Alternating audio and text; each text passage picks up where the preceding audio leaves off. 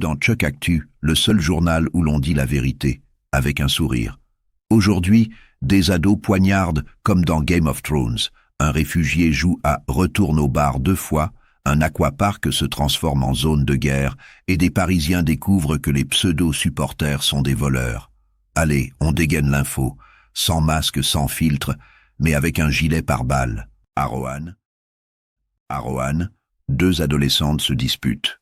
L'une a 14 ans, l'autre 16. Et visiblement, elles ne connaissaient pas le concept de discussion. Résultat, 2 coups de couteau dans le dos, comme dans les feux de l'amour, mais version UFC. Aucun alcool, aucune drogue. Juste une grosse envie de devenir célèbre. Au tribunal pour mineurs. À 14 ans, certains collectionnent les cartes Pokémon, d'autres préfèrent les lames de cuisine. Chacun son hobby. À Vitré,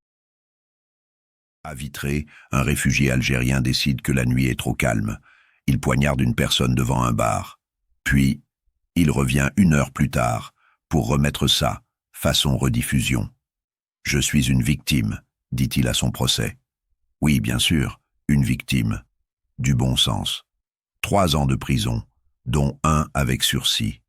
Il a aussi gagné un abonnement illimité aux soins psychiatriques, une interdiction de bar et une interdiction de port d'armes. Oui, après les agressions, pas avant. C'est la France plus. On prévient après l'explosion. Le Mans voulait son parc aquatique de l'été.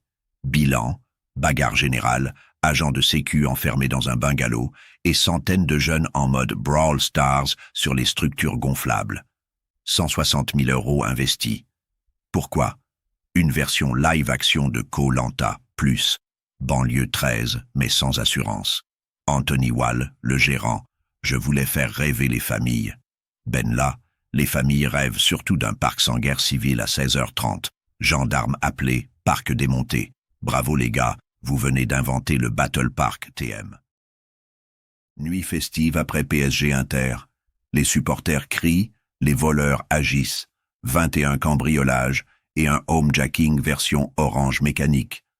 Catherine, quadragénaire stylée, se fait tabasser à la massette.